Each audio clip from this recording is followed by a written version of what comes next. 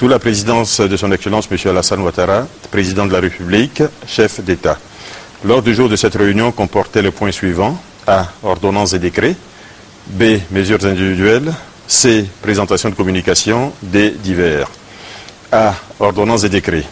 Au titre du ministère des Mines, du Pétrole et de l'Énergie, sur présentation du ministre, le président de la République a signé 2 ordonnances et 2 décrets portant légalisation de régimes fiscaux et douaniers, d'une part de l'avenant numéro 6 à la Convention pour la construction, l'exploitation et le transfert de propriété d'une centrale thermique de production d'électricité Cyprel, et d'autre part de l'avenant numéro 3 à la Convention de concession pour le développement d'une centrale électrique au gaz naturel Azito. Ces mesures générales permettront de faire face à la forte demande en énergie électrique au plan national et régional.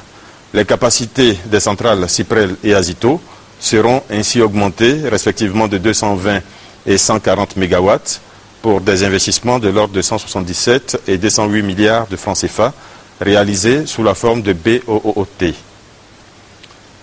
Au titre du ministère de la Culture et de la Francophonie, sur présentation du ministre, le président de la République a signé un décret portant création, attribution, organisation et fonctionnement d'un établissement public à caractère administratif dénommé Office ivoirien du patrimoine culturel.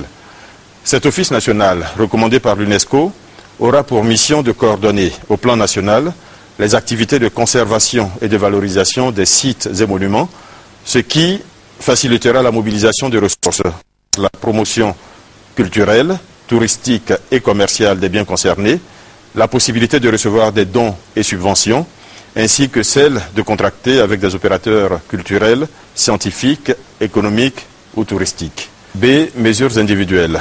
Au titre du ministère de la fonction publique et de la réforme administrative, en liaison avec le ministère d'État, ministère du Plan et du Développement, du ministère des Droits de l'Homme et des Libertés publiques et du ministère délégué auprès du Premier ministre, garde des Sceaux, au ministre de la Justice, chargé de la Justice, le Conseil a entériné la délibération des réunions du comité chargé de l'examen des projets de nomination dans les départements ministériels tenus les 4 et 11 juin 2012 et procédé à diverses nominations au poste de directeurs généraux, de directeurs d'administration centrale, de directeurs et d'inspecteurs. Le détail de ces nominations figurera à la version écrite du présent communiqué. C. Communication. Au titre du ministère d'État, ministère de l'Intérieur, le Conseil a adopté une communication relative à la tenue, le 19 mai 2012, d'une séance d'information gouvernementale sur la politique de l'administration territoriale et sur la problématique de l'organisation des élections locales. Au cours de cette séance, le ministre d'État, ministre de l'Intérieur, a instruit les membres du gouvernement sur la nouvelle politique de l'administration du territoire conformément aux objectifs définis par le président de la République et a exposé les grands axes et actions entrepris dans le cadre de l'organisation des prochaines élections locales. Les principales décisions et recommandations retenues à l'issue de cette séance d'information sont les suivantes. Poursuivre et achever le bilan de la décentralisation en cours d'élaboration. Faire adopter par l'Assemblée nationale les projets de texte portant sur le transfert de compétences de l'État aux collectivités territoriales et sur l'organisation de ces entités décentralisées. Doter les autorités préfectorales de moyens conséquents pour leur permettre d'assurer efficacement leur mission. Relativement au découpage administratif en cours et en application des critères retenus, créer de nouveaux départements et de nouvelles sous-préfectures. Créer de nouvelles communes à partir des circonscriptions administratives sous-préfectorales existantes et y ajouter les localités remplissant les conditions d'érection en entités décentralisées communales. Envisager une communalisation à long terme de l'ensemble du territoire national. 2. Au titre du ministère d'État, ministère des Affaires étrangères, le Conseil a adopté une communication relative au compte-rendu de la réunion des ministres des Affaires étrangères des pays membres du mouvement des non-alignés tenue à Sharm el-Sheikh, Égypte, le 9 et 10 mai 2012, dans le cadre des préparatifs du 17e sommet des pays non-alignés prévu du 28 au 30 août 2012 à Téhéran, en Iran. À l'occasion de cette réunion, une attention particulière a été accordée à deux résolutions phares adoptées par le groupe des 77 plus la Chine lors de la conférence tenue en 2008 à Yamoussoukro. Il s'agit de la création d'une banque régionale d'investissement des pays du Sud avec pour capitale Yamoussoukro et l'institution par les pays membres d'un fonds pour le développement et l'assistance humanitaire. Au titre du ministère d'État, le ministère de l'Emploi, des Affaires sociales et de la Solidarité, le Conseil a adopté deux communications. La première communication est relative à l'institution d'une enquête annuelle sur l'emploi en Côte d'Ivoire en vue de permettre la production régulière de statistiques et d'indicateurs, ce qui facilitera l'évaluation des progrès réalisés dans la mise en œuvre des initiatives du gouvernement en matière de création d'emplois et la réalisation de l'ambitieux programme du président de la République qui prévoit la création d'1 million d'emplois avant le terme de son mandat.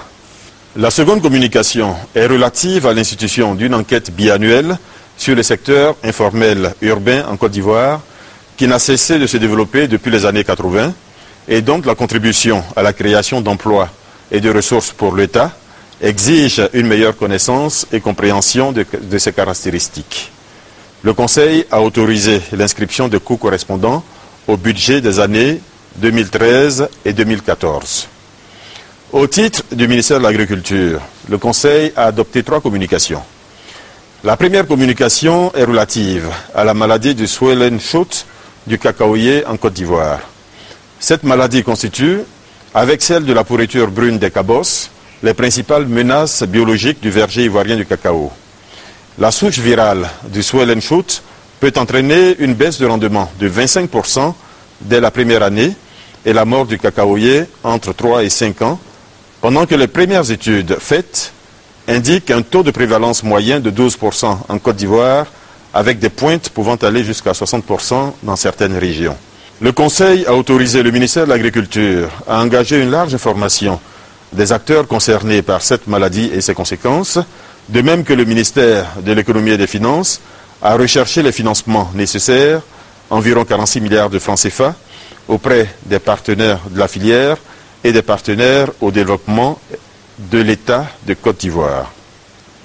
Le Conseil a autorisé par la même occasion le Conseil du café-cacao à faire de la lutte contre la maladie du Swollen-Shoot une priorité dans le cadre de la plateforme du partenariat public-privé et à l'inscrire au nombre des thèmes des conférences scientifiques internationales, d'échanges d'expériences et de stratégies.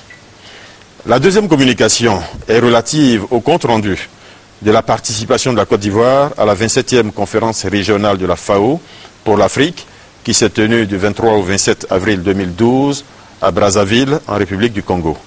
Au terme de cette conférence, la Côte d'Ivoire a été invitée à augmenter les allocations budgétaires aux investissements catalytiques dans le secteur de l'agriculture, à accélérer la réforme des politiques et des réglementations nécessaires pour attirer les investissements du secteur privé et renforcer les mesures pour l'intégration des organisations de producteurs, de la société civile et du secteur privé dans la formulation et la mise en œuvre du programme détaillé pour le développement de l'agriculture en Côte d'Ivoire, PTDAA.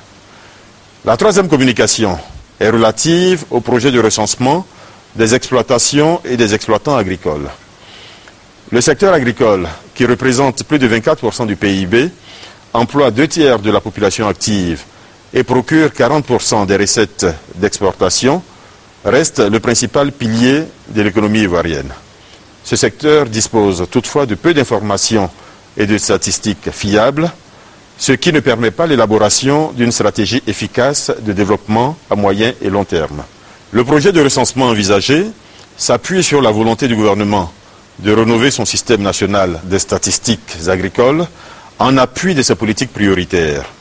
Ce projet permettra la constitution d'une base de données agricoles, une meilleure maîtrise de l'encadrement et du conseil agricole, la facilitation de la mise en œuvre de la loi sur le foncier rural, ainsi qu'un meilleur suivi de l'avancement des objectifs de sécurité alimentaire et d'amélioration de la productivité agricole. Des divers.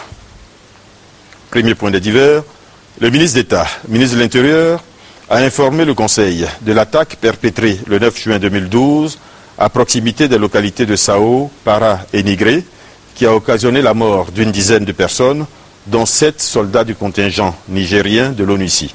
À sa suite, le gouvernement a tenu à marquer son indignation et a fermement condamné cette nouvelle attaque.